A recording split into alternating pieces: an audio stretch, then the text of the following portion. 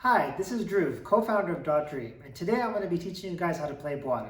John's too shy to be on camera, so he's not here right now. However, I will do my best to give you guys the best experience ever. Hi, this is John, and this is week 144 of Dream's Vlog. And Dhruv, I will remember this time. If you guys like and support us, please drop a like on the video. I think I said like twice. And please subscribe to our channel because that really helps us out. If you already done that, you are awesome, and I really like you. So this week was a little bit slower. There were a lot of back-end stuff. Actually, there was more planning this week than normal, but I'm still gonna go through the Monday to Friday stuff just so it's more organized. Monday, Dhruv showed me him and his friends all had a lot of fun playing Buado, which is nice. Hopefully you guys can see the picture. Looks great. I think one of his friends told Dhruv, is like, hey Dhruv, I've known you for this long. How come these guys got their cards and I never got one? And kept complaining to Dhruv, and Dhruv was like, John, we gotta make him a card. And I was like, you know what? You're right. He should get a card. He wants a ninja kind of bear, so we'll see how we're gonna make that work.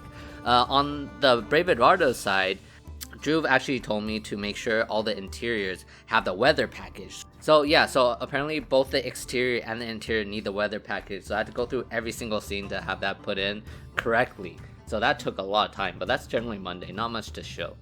Tuesday, Dhruv told me that he was starting to work on these mechs and then the switch control ability. So we actually have one of the side quests where you actually control a Spids right now, but it's done in a very clunky way. So Dhruv wanted to redo that and make it super clean. At the same time, wanted to make it so Eduardo can ride mechs. That's why I made a Eduardo mech, which is really cool. Eduardo steampunk mech, and I had to animate that to prepare for Dhruv when he needs to work on it.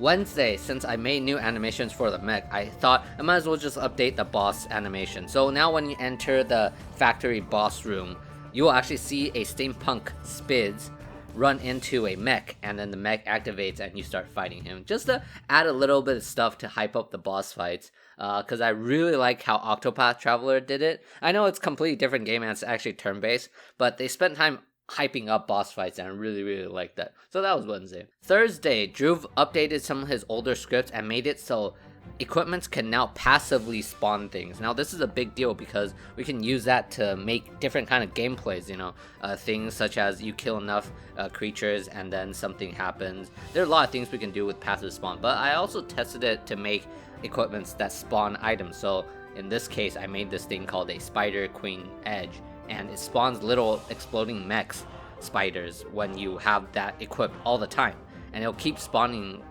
for forever.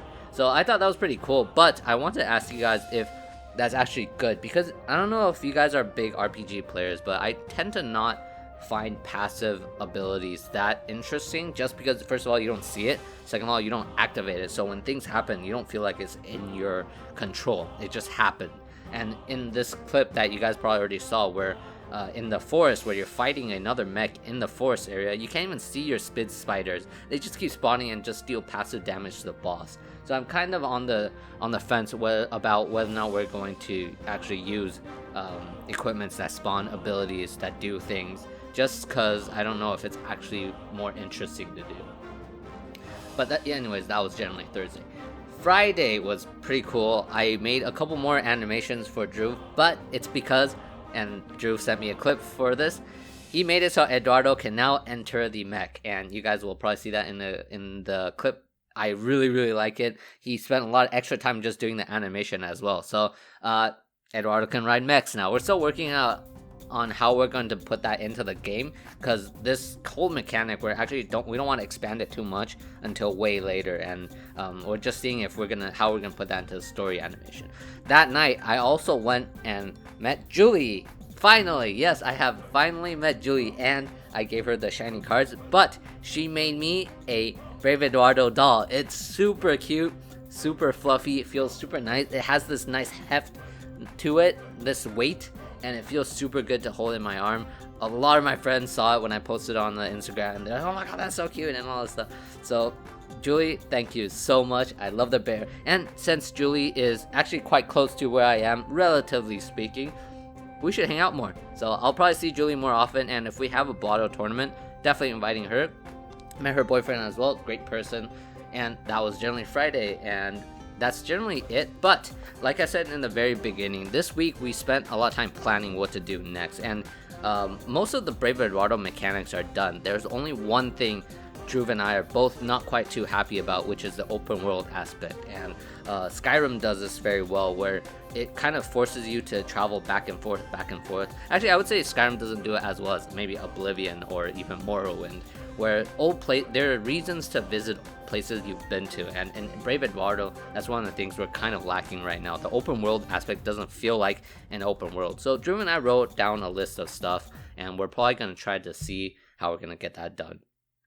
That being said, Buado Kickstarter video, Gui is almost done with the second draft. She sent me the first draft already. It looked really nice, just some tweaks here and there, and some of the stuff we had to fix. She just got her vaccine shot, so she's a little bit under the weather, but she's working really hard every single day, and that makes me super duper happy. I think when I saw draft 1, I'm like, yeah, getting Gui to help us was a good idea.